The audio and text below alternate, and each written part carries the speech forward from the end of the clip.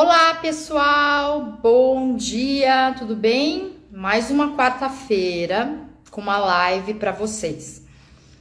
Hoje a minha convidada é a Patrícia Guedes. Ah, ela já entrou. Paty, eu vou esperar o pessoal entrar e eu já te chamo, tá bom?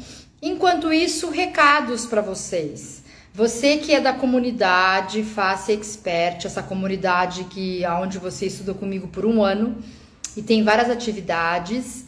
Lembre-se que no mês de junho e julho vocês terão várias atividades com profissionais diferentes. Rita Versese falando sobre anti-gym, aula prática. Josete Gerzoni lendo o seu próprio livro no Clube do Livro, tá bom? E no mês de agosto vocês vão ter uma aula chamada de Bowspring com a Keila Dias da Espanha, tá? Então, tudo isso vocês são informados lá no seu WhatsApp e também através do e-mail, tá bom? Outra coisa importante é que... Pera, gente, esqueci. As coaches Simone Flank e Flávia Mendes, durante o mês de julho, estarão de férias. Por isso que nós temos essas atividades diferentes. Porque as coaches também tiram férias, graças a Deus, né, gente? Esse fim de semana teve uma coisa muito legal que eu queria compartilhar com vocês. Tive o módulo presencial, imersão e face biotensegridade lá em Floripa. A Dani Poleto, ela me auxiliou no curso, ela deu aulas também. E eu queria contar uma experiência muito legal. A Dani está desenvolvendo uma aula sobre saúde da mulher. Inclusive, ela tá com um podcast que eu anunciei hoje para vocês. No meu podcast, aí no Stories, tem um link, você clica lá e você vai ouvir um pouquinho a Dani falar sobre o trabalho dela. E me chamou muito a atenção, gente, porque o trabalho da Dani é exatamente para fazer com que as mulheres se apropriem mais do seu corpo, tenham mais intimidade. E a gente estava conversando e eu fiz a aula dela e a gente estava conversando e chamando atenção para que muitas mulheres, por algum motivo aí, foram perdendo um pouco a intimidade com o seu próprio corpo. E a ideia dessa aula é trazer de volta, né, essa qualidade. E aí o que acontece, né, é que quando essas mulheres perdem essa intimidade, uma das coisas que pode acontecer por não conhecer o próprio corpo, né, começar a ter problemas na região do assoalho pélvico e entrar em desespero, por exemplo, incontinência urinária e não saber o que fazer. Então, eu vejo a importância da gente trabalhar esse assunto, não só do aspecto curativo, mas também do aspecto preventivo e educacional. Então, a Dani está fazendo essa aula super legal e eu até pedi para ela dar uma masterclass para abranger mais pessoas que possam entrar em contato com o assunto, tá? Acho super importante. Eu vou chamar então aqui a Patrícia Guedes, porque hoje o nosso assunto é fáscia. Hoje eu tô com o horário super apertado, não posso me atrasar de forma alguma. Então vamos lá, Paty. Tudo bem, E Paty? a minha amiga Ana Otsubo, querida, tudo bem?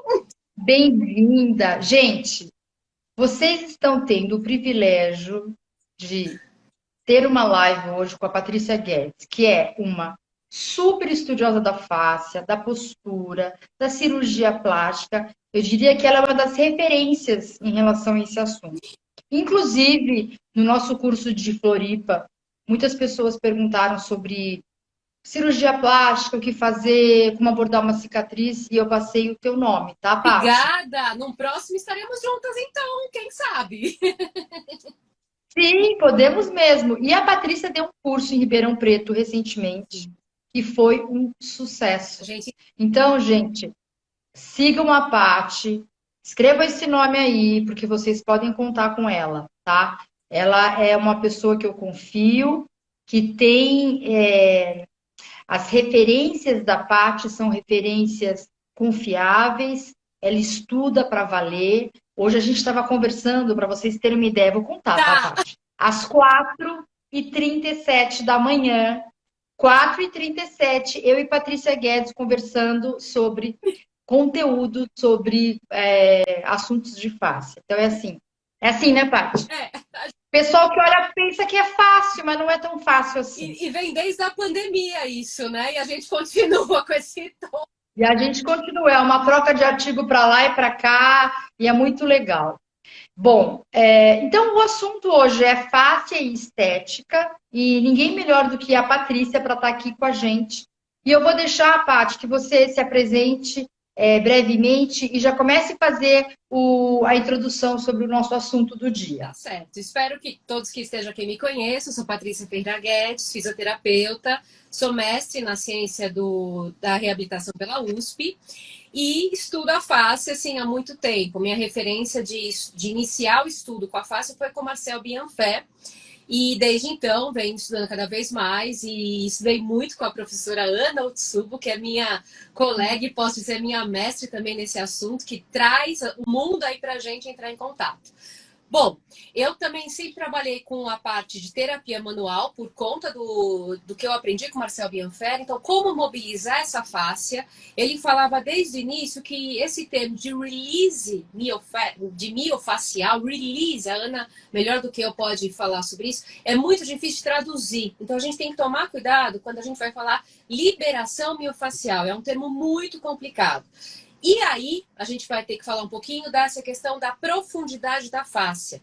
Se eu entrar muito com... Então, assim, um terapeuta manual que está trabalhando com a fáscia, ele tem que ter domínio da anatomia dessa pessoa que ele está lidando em vivo, saber que essa fáscia, ela está viva, que é diferente da peça quando a gente estuda no cadáver. Peraí, só um parênteses, a Ana, né, provavelmente vai falar sobre essa parte de dissecação, quando você consegue um cadáver recém que aconteceu ali, você consegue ter uma dimensão diferente da face. Porém, quando a gente está estudando, a gente às vezes leva esse conceito muito plano. Por mais que você esteja com a peça óssea, a face já está plana, já está sem o volume dela. Então, por isso que eu falo tanto sobre terapia manual com os meus alunos, com os meus pacientes, a gente tem que ter uma referência muito pertinente, porque não é só estudar do livro e aplicar na prática. Você tem que já ter uma ideia de volume, de densidade, de espessura. E aí eu já vou entrar na questão da pele e da face superficiais, Ana, que a gente tanto trabalha na questão da estética, da dermatofuncional, da cirurgia plástica, de uma fibrose, de uma aderência, de uma cicatriz. Então, assim, eu já falei muita coisa até, né, Ana? Mas se a gente não tiver cuidado com essa ideia do que é tridimensionalidade, a gente não consegue fazer um bom trabalho. Porque aí eu vou impor um toque muito forte ou com muita pressão, e que é diferente de um toque preciso. Aí que vem a questão da expertise da pessoa com que você está aprendendo, ou com que você está colocando em prática, que não é simplesmente pegar o livro e já colocar em prática. Você tem que realmente perceber essas nuances e você precisa entender a dimensão do que tem por dentro aí dessa face. Vamos lá falar então, Ana, agora da questão da psicologia. Eu queria falar para vocês, tem muita gente nova às vezes entrando, né? E eu queria falar um pouco dessa face superficial.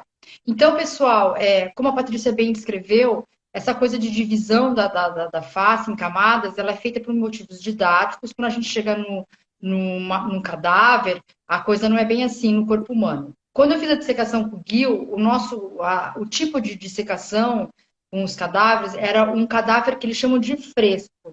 Daí vocês já imaginam como é que é. Então, o cadáver ele não está com formol, ele está fresco, é um corpo que recém morreu, então a coisa é muito viva. Mas, mesmo assim, como a Patrícia falou, a dimensão de volume num cadáver, fresco ou não, é diferente do nosso corpo. Mas o que a gente precisa aqui saber brevemente sobre a face superficial para a Patrícia poder entrar mais no assunto dela? A face superficial é uma face que está repleta de receptores, né? Então, a gente sabe que grandes quantidades de receptores da face estão mais na face superficial, né? A face também é tida como o maior órgão sensorial.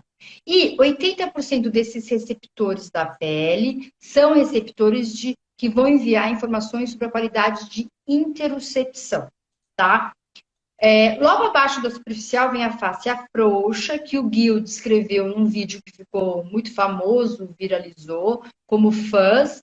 E na face frouxa, uma coisa importante que acontece é o deslizamento. E lá, então, moram os fasciócitos que produzem a hialurona, que, por sua vez, é responsável pela viscosidade dessa matriz extracelular. Depois nós temos a fáscia, a deep fascia, ou a fáscia profunda, que é a fáscia que recobre os músculos. Uma fáscia mais fibrosa, que faz a transmissão de força. Agora, na fáscia superficial, Paty, que quando eu vi lá na dissecação, o que eu notei quando a gente tirava e rebatia, ficava impresso na face superficial como se fossem uns casulos de mel, os favos, né? Que eram as células de gordura, né? Então, um íntimo contato. E agora eu devolvo a palavra para a Paty. E esse íntimo contato, como ele tem que ser muito bem estudado, porque quando o médico vai, por exemplo, fazer uma cirurgia de uma lipoaspiração, ele vai e colocar a cânula e vai colocar e tirar, colocar e tirar. Qual células que ele está retirando ali? É essa interface. Então, imagina o grau de lesão que acontece nessa camada. E, gente, é pequenininho, não é muito grande. E aí, É bem é pequeno. muito fino a espessura, né? É muito fino. E por isso que a gente tem que ter noção do trabalho manual ou do trabalho de exercícios, né? E deixa eu falar primeiro do trabalho manual. Porque quando eu coloco essa cânula, vou dar esse exemplo, e eu vou lesar, eu tenho que lesar para poder fazer justamente o quê? Uma reconstrução de dentro para fora. E aí, quem que vai ser utilizado nessa hora? Eu vou precisar pegar quem do meu organismo? Colágeno e elastina, que estão lá da matriz extracelular. Até estava estudando isso ontem para falar um pouquinho mais com tranquilidade hoje para vocês. E essa matriz extracelular, ela está super organizadinha, tal. De repente, veio alguma coisa e retirou.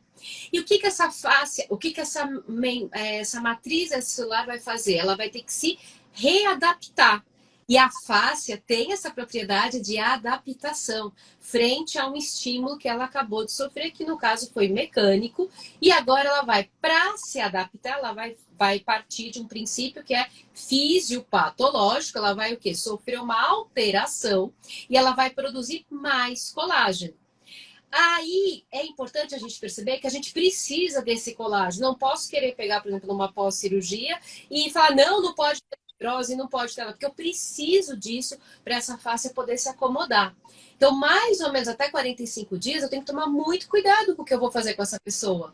Porque como eu vou tocar, como eu vou mobilizar. Se eu não tiver a dimensão que essas células são necessárias para a recuperação fisiopatológica dessa face superficiais, e aí é todo mundo junto, a derme, a própria hipoderme que está embaixo, que é a parte subcutânea, a musculatura, a questão da face que a gente também estava conversando, da estase líquida.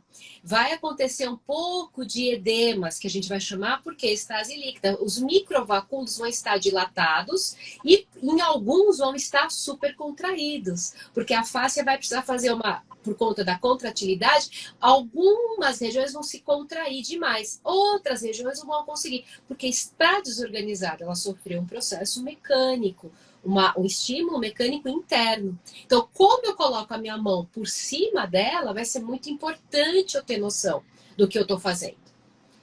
Se quiser, eu imaginei.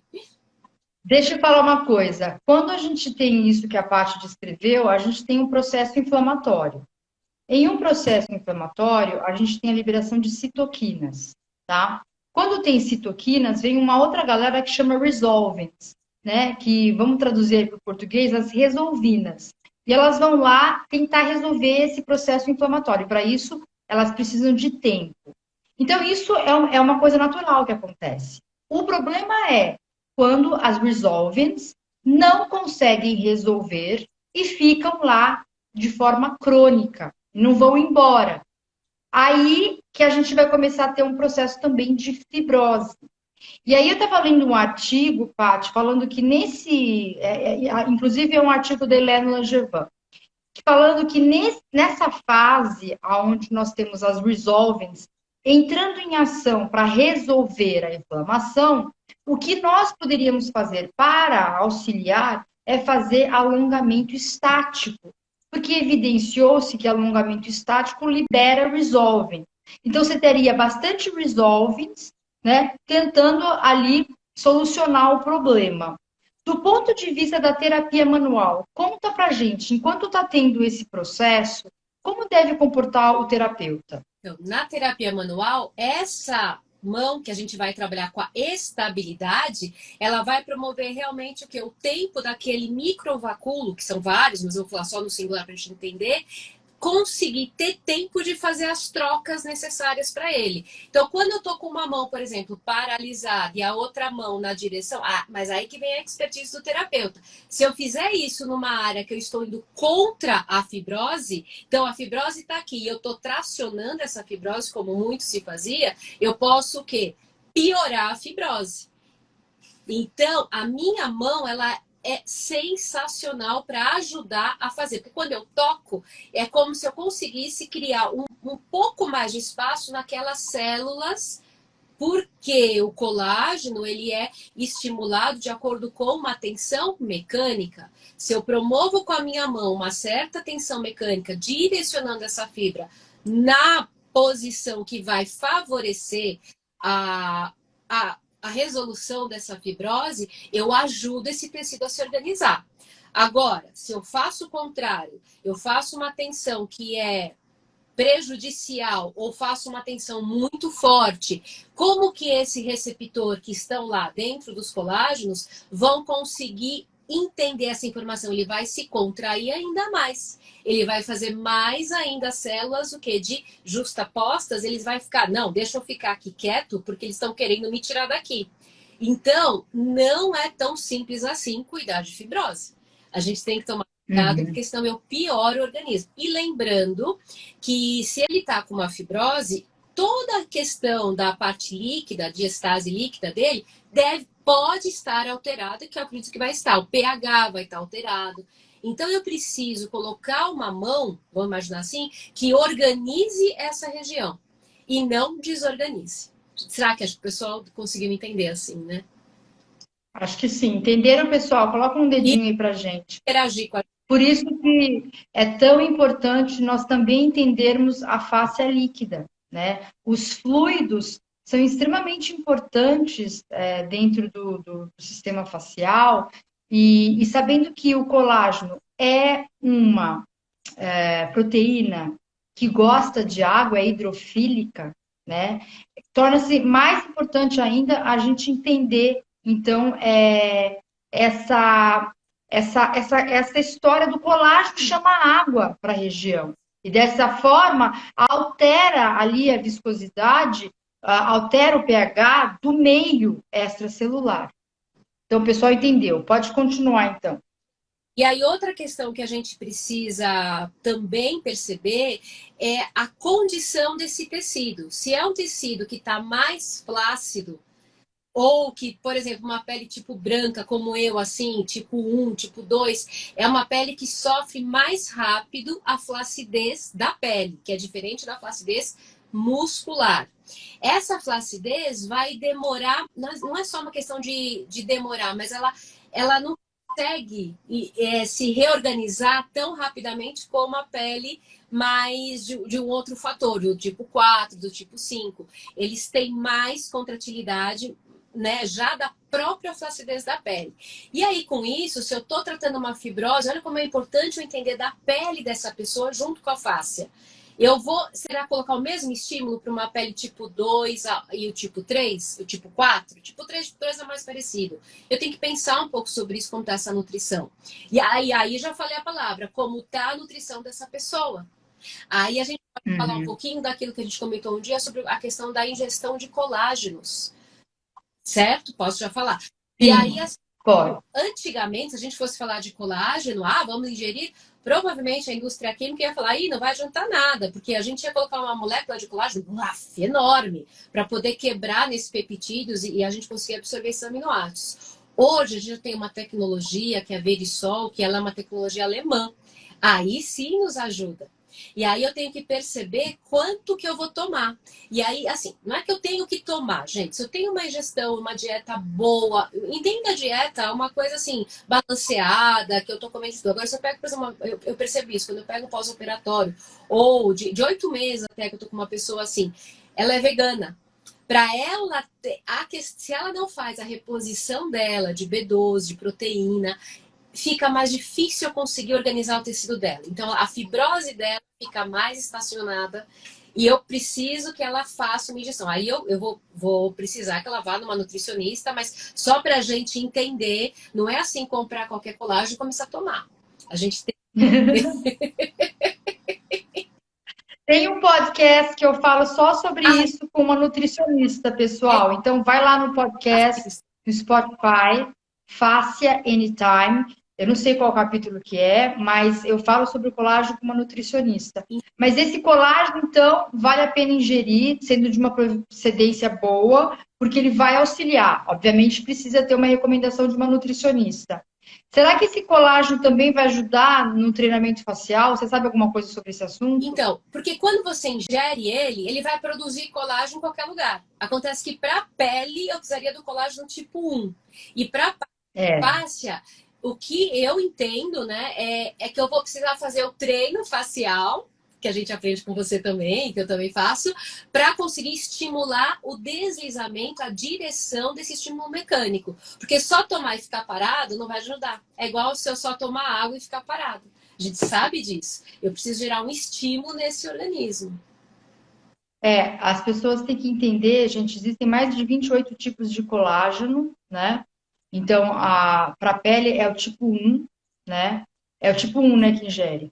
E aí precisa saber, então, para que você está ingerindo, qual é o tipo. Mas, segundo o Robert Schleip, a melhor coisa para você produzir colágeno no seu corpo é fazer o movimento. Mas tem uma pesquisa do Keith Barr que fala que você pode ingerir gelatina e vitamina C antes de um treino facial, e aí você tem um resultado melhor. Mas vamos seguir falando aí da estética e da pele. Bom, outra coisa que eu acho que é legal a gente comentar é sobre o envelhecimento dessa pele. Com o envelhecimento, a gente tem o achatamento das células da camada da derme. E aí ela perde o quê? Essa questão da viço. Quando a gente olha a pessoa tem um viço no rosto, né? Porque ela perdeu o quê? Justamente o preenchimento. As células ficam achatadas e não conseguem mais desenvolver. Porque o que é muito lindo da própria face e do próprio colágeno, da rede de elastina, é essa ondulação delas. E essa ondulação promove o quê? Que é a tridimensionalidade, o que vem da biotensegridade. Ela promove essa vida interna. Com a falta, né, do colágeno, não só o colágeno em si, mas a organização, pensa muito, gente, na arquitetura interna desse corpo. Quando eu vejo por fora, eu tenho que imaginar por dentro essa arquitetura também. Eu tenho uma arquitetura que está sendo moldada, né? E ela está sendo remodelada o tempo todo. Por isso que a gente pode fazer um exercício a qualquer momento, exercício facial, com treinamento correto, assim, direcionado, e a gente vai ter uma melhora na nossa agilidade, na nossa performance de coordenação motora. Mas voltando, eu preciso então estar organizando esse tecido, porque com o envelhecimento ele vai ficando achatado. E ele perde. Isso seria porque ele desidrata? Ele desidrata, as próprias células, elas geram a questão da apoptose, né? Tem uma questão que elas morrem. Então, a própria célula tem período de vida útil. E se eu não gero nada de estímulo para ela, ela se acomoda e vai ficando achatada e não muda. Então, eu preciso gerar. Então, é a própria fisiopatologia do tecido da derme mesmo que acontece. Tanto que ele vai tendo o quê? Por isso que a gente coloca o preenchimento, o ácido hialurônico por dentro. Eu vou dando condições daquele colágeno, daquele tecido, conseguir se reorganizar um pouco. E por isso que a gente tem que também, que não é só colocar de qualquer jeito. Eu preciso colocar de uma maneira correta, porque senão, enfim, né? Sim. Pessoal, em relação a exercícios faciais para a produção de colágeno, eu indico a Érica do Gaia Facial Fit, tá? Ela tem um programa só para isso. Agora, Paty, queria que você falasse um pouco sobre a elastina. Então, a elastina, ela é uma rede. Imagina isso como uma teia. E a elastina, ela, olha só, todo mundo estuda tanto colágeno, mas a gente ainda não conseguiu descobrir quem que faz a elastina plaf, ligar na gente. Então, a gente consegue muito repor o colágeno, mas a elastina, não. A elastina vai depender realmente do meu hábito de gesto motor, do meu hábito de ingerir, do meu hábito de reparação de sono. Por quê? Porque ela, uma vez que vai se esgotando, ela não volta tanto. Então a gente fala, eu era mais elástica e agora eu não sou tanto. Você vai conseguir mudar um pouco porque ainda tem células lá dentro de você e uma vai estar funcionando de forma interdependente com a outra. Mas quando eu tenho a. Você vê que você não consegue comprar lá elastina para tomar, a gente só consegue comprar, né? A indústria É verdade. da engenharia genética, a indústria farmacêutica ainda não conseguiu lançar mão disso. Então, realmente eu dependo de ter um hábito saudável em vários pontos para eu manter essa teia, né, de rede saudável. E aí vai depender do meu pH interno, do que eu penso, né, Ana? Que a gente teve um negócio sobre as emoções Uhum. também. Então, tudo isso vai envolver essa manutenção da rede de elastina. Por quê? Porque a rede de elastina depende do volume. Imagina que eu tenho o comprimento do músculo de um tanto. A rede da face ela pode ser 9 vezes maior do que aquele músculo. Então, eu consigo, por exemplo, hipertrofiar o músculo. Mas e a face que está em volta? Ela pode aumentar. Mas uma vez que esse músculo murche, ela vai dobrar ali. Ela não é reabsorvida, a face fica ali. E o que acontece com essa rede de elastina? Ela vai ficar dobrada. Imagina aquele Magic Pack, aquele filme plástico, dobrando. Vai ficar ondulado lá em cima e grudado. Aí a gente tem o que a gente chama de densificação da face. E o que, que vai fazer? Aquele lá vai voltar? Não, se eu não gerar nenhum estímulo, não vai voltar. Infelizmente, não vai voltar. Então, eu tenho que gerar o estímulo. Só uma massagem vai melhorar? Não. Eu lembro que o Marcos Rosman, meu tutor, ele falava assim, que a elastina também é hidrofílica, né? Quando a gente tem a água que circunda a elastina, que é uma água que não, ela não muda, fica uma água parada, aí a gente começa a ter as rugas, né? Então, como é importante, mesmo para o rosto, os exercícios, porque vai fazer com que essa água flua e não fique parada. Então, eu lembro muito disso, porque me chamou muito a atenção. Quem produz elastina também é o fibroblasto, né? Mas eu acho que, primeiro, que não existem muitas pesquisas acerca da elastina. É muito E segundo, que, padronizado. como você falou, não se sabe qual que é o estímulo que deflagra a produção dela, né? É É isso? isso, não consegue deflagrar. Então, eles não conseguem Entendi. marcadores para conseguir identificar. Eu entro toda hora para ver isso, porque Aham. desde que eu pesquiso tecido conjuntivo, eu dava aula de recursos terapêuticos manuais na faculdade, eu pesquisava. E não era tão fácil pesquisar, a gente tinha que ir lá na Bireme, aqui em São Paulo. Nossa. Procurar nas gavetinhas. Sim, pagava R$ 32 para poder imprimir para chegar. Agora a gente também compra pela internet, é mais fácil. É. Naquela época não. E eu queria descobrir, porque eu falava, gente, como é que não produz a elastina, né? Então, assim, é o que você falou, ela é deflagrada, tem a questão hidrofílica, né? O Marcos está perfeito no que ele falou em relação a essa. E essa estase líquida que ele está comentando é esse microvacúolo, que ele fica túrgido, ele fica com água e não consegue sair água. Então, essa água é como se ficasse uma água quimicamente tóxica. Ele não consegue trocar. Sim, Então, se eu faço exato. isso, eu promovo o quê naquela face frouxa? Eu promovo o deslizamento. Então, pensa, se tá vivo, tem que mexer. A gente não pode, que é o seu move or glue que é perfeito, entendeu? Ou mova-se ou grude, né? Aqui, É exatamente isso. Silene perguntou se exercícios faciais são indicados. São indicados. A gente acabou de falar disso e a gente indica a Érica do Gaia Facial Fit, tá? Patrícia, para quem quer continuar estudando um pouco mais sobre esse assunto, você cita alguns nomes ou livro para que a pessoa possa aprofundar? olha, tem que buscar o conteúdo que a gente vem falando sempre de sistema facial, entender como esse sistema facial trabalha, a rede neural, lembrar que assim, eu tenho a rede neural, a rede circulatória e a rede fibrosa, vamos imaginar assim, é um triângulo, eu tenho que estar sempre organizada nisso. A rede neural vai jogar neurohormônios para a rede circulatória acontecer. Rede circulatória joga também neuropeptídeos que vai mandar para a parte fibrosa ver o que acontece. Rede fibrosa vai precisar de estímulos para acontecer esse mecanismo. Então, eu tenho que ter isso pensando quando eu estou... Isso no raciocínio quando eu estou fazendo uma terapia manual, um exercício, quando eu pego um paciente com fibrose, quando eu pego um paciente com celulite, por exemplo. Então, assim, eu tenho que ter tudo isso estudando. Então, são as bases que a gente tem. Robert Schwab, Tá. você, o seu curso de expertise. Eu acho que isso, assim, se você Tá. Ó, base... vamos fazer assim, vocês podem seguir a Patrícia no Instagram dela, e aí eu vou te pedir, Paty, porque tenho certeza que as pessoas vão me pedir isso, e aí vou direcionar isso para você. Coloca no seu stories as referências que você acha que as pessoas podem estudar em relação a esse assunto, tá bom? Coloco. Então, gente, qual que é o seu stories? Fala aqui pro pessoal. Patrícia F. Guedes. Tá. Olha, tem uma pergunta aqui. Massagens corporais iria auxiliar para que a face... As massagens corporais ajudam de que forma esta face em relação a tudo isso? Quer falar sobre isso, Paty? A massagem, ela vai ajudar, assim, no sentido... Massagem, a gente tem que colocar vasodilatadora ou drenante, tá? Se for drenagem, a mão é diferente, a pressão é diferente. Aí essa drenagem vai promover o quê? O retorno desse líquido linfático para a corrente dele. Então vai ajudar. Vai ajudar o quê? Eu tirar o que estava edemaciado. Mas eu tenho que saber, tem edema para ser retirado? Eu tenho que avaliar. A massagem vasodilatadora vai ajudar o quê?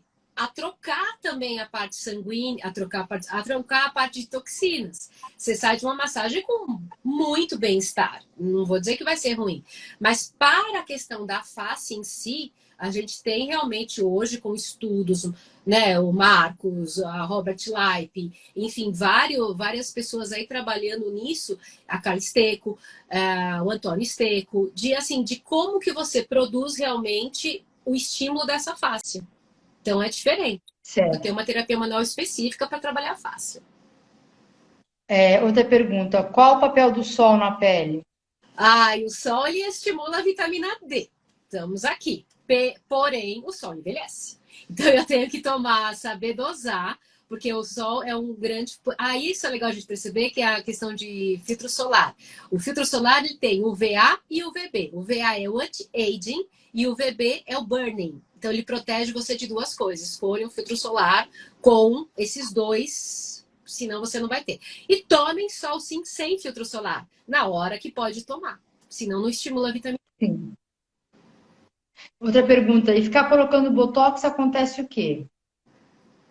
Olha, fica com a cara da Donatella Versace. Então, o botox ele vai paralisar o estímulo, né, daquele músculo, uma sinalização neural, ele vai paralisar o músculo que está trabalhando muito. Então, se você está começando a ter uma ruga frisando, ele vai ajudar nisso. Só que... Mas qual que é o impacto na face, você sabe? Não sei. Tá. Agora a gente estuda. Bom, não vou falar sem saber. Deixa eu ver se tem mais aqui. É isso aí. Que bom, Paty. Você foi super didática. Muito obrigada. Sigam a Paty, que ela vai colocar lá as referências no stories dela, hein, gente? Patrícia F. Guedes. Outra coisa, a live fica gravada e vai subir para o meu YouTube, Ana Otsubo, tá? Então, ela fica algumas horas no Instagram, depois todas as lives sobem para o YouTube, pessoal, tá bom? Paty, super obrigada. Muito bom ter você aqui. Muito bom. Em breve a gente volta a se ver com certeza. Sim. Um beijo, pessoal. Obrigada. Um beijo. Obrigada, pessoal. Um beijo. Até mais.